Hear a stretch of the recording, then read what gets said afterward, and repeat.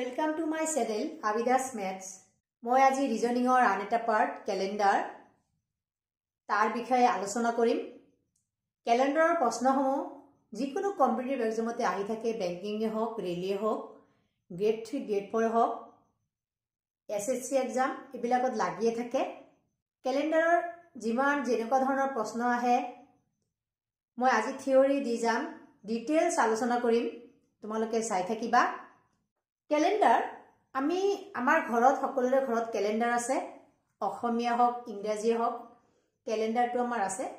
ক্যালেন্ডাৰত আমি সবে জানো, ক্যালেন্ডাৰত আমি দিন চাও, বাৰ চাও, তাৰিখবিলাক চাও, কোনটো মাহত কোন তাৰিখ এইবিলাক চাও, আৰু সেইবিলাকৰ প্ৰশ্নই আহি থাকে। এটা সপ্তাহত কেইদিন থাকে? 7 দিন থাকে। 7 দিনত কি থাকে? সোমবাৰ, মঙ্গলবাৰ, বুধবাৰ, বৃহস্পতিবাৰ, শুক্ৰবাৰ, শনিবাৰ, দেওবাৰ, কেতিয়াবা ৰবিবাৰো লিখা থাকে। তেনেহলে এই যে বাৰবিলাক সোমবাৰ, মঙ্গলবাৰ, বুধবাৰ, বৃহস্পতিবাৰ, শুক্ৰবাৰ, শনিবাৰ, দেওবাৰ, 7 দিন থাকে এটা সপ্তাহত। 7 দিন। 7 দিন পিছত 7 দিন সোমবাৰ যদি 1 তাৰিখ হয়, মঙ্গলবাৰ 2, বুধবাৰ 3, বৃহস্পতি 4, শুক্ৰ 5, শনি 6, দেওবাৰ যদি 7 হয়, নেক্সট আকৌ যেতিয়া সোমবাৰ আহিব, এটো কি 8 তাৰিখ হ'ব সোমবাৰটো কি হ'ব? 8 তাৰিখ হ'ব। 7 দিন পিছত ইয়াৰ মাজত ইয়াৰ পাৰ্থক্য কিমান?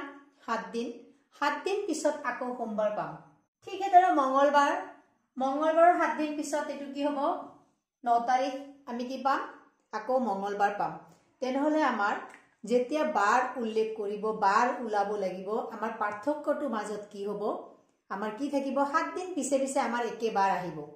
এটা প্ৰশ্ন লোৱা যাওক, জানুৱাৰীৰ 5 তাৰিখ যদি বুধবাৰ হয়, তেন্তে জানুৱাৰীৰ 31 তাৰিখ কি বাৰ হ'ব? এতিয়া জানুৱাৰীৰ 5 তাৰিখৰ পৰা যদি 7কে মই আগুৱাই যাও, জানুৱাৰীৰ 5ৰ পৰা 7, আকৌ 7 দিন যোগ কৰিলো, কিমান হ'ব? 12। 12ৰ লগত আকৌ 7 দিন যোগ কৰিলো, 19। 19ৰ লগত আকৌ 7 যোগ কৰিলো, 26ৰ লগত আকৌ 7 যোগ কৰিলো, 33। আমাৰ লাগে 31 লৈ, তেনেহলে কি হ'ব? এইটো 33। তেনেহলে আগত আৰু কিমান আহিব? 2 দিন। তেনেহলে 33 হ'ব বুধবাৰ। 7 দিন এটো কি হ'ব? বুধবাৰ। তাৰ আগত আহিব মঙ্গল, তাৰ আগত আহিব সোম। কিন্তু পৰীক্ষাত যদি মই এনেকে কৰি যাও, যদি ইয়াতে মাহটো এটা মাহে আছে, যদি আৰু বহুত দূৰলৈকে থাকে, এটা বছৰ দি আছে, পিছৰ বছৰলৈকে থাকে, তেনেহলে আমাৰ কৰাত ক্ৰিয়া বহুত জটিল হ'ব। সেইকাৰণে ইয়াৰ এটা সহজ বুদ্ধি আছে, সেই সহজ বুদ্ধিটো মই শিকাম। এই বুদ্ধিটো আমি এইটো এনেকুৱা কৰিলেও হ'ব, কিন্তু এনেকুৱা কৰাটো সম্ভৱ নহয়, যেহেতু পৰীক্ষাত সময় কম থাকিব, আৰু এনেকুৱা এটা মাহ নিদি বেলেগো দিব পাৰে, মাজত 2-3টা মাহ, 2-3টা বছৰো গেপ দিব পাৰে। এইবিলাক সব লাহে লাহে মই শিকাম। আমি কি কৰিম? ট্ৰিকটো কি আছিলে? 31ৰ পৰা 5 মাইনাস কৰিম। 31 মাইনাস 5 মাইনাস কৰিলে কিমান হ'ব? 26। সেই 26ক যেহেতু আমাৰ 7 দিন পিছে পিছে একে বাৰ আহে, সেই 7ৰে আমি হৰণ কৰিম। হৰণ কৰিলে 7ৰে হৰণ কৰিলে কেইবাৰ যাব? 3 বাৰ। 3 7 গুণ 21। বাকি কিমান থাকিব? 5। 5টো বাকি থাকিব। 5টো কি হ'ব? ভাগশেষ বা বাকি বুলি কয়। ভাগশেষ বা বাকি, ৰিমাইন্ডাৰ বুলি কয়, ইংৰাজীত কয় ৰিমাইন্ডাৰ। 5টো বাকি থাকিব। তেনেহলে আমাৰ জানুৱাৰীৰ 5 তাৰিখ আছিলে বুধবাৰ। জানুৱাৰীৰ 5 তাৰিখ আছিলে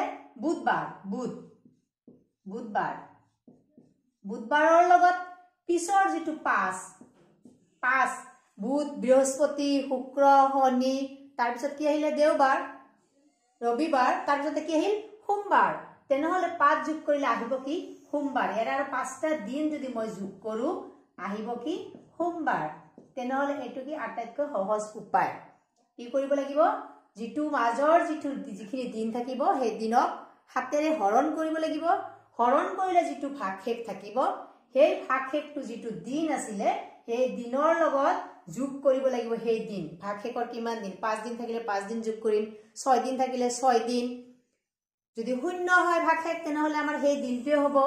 1 থাকিলে 1 দিন যোগ কৰিম। এনেকৈ আমি কৰি যাম।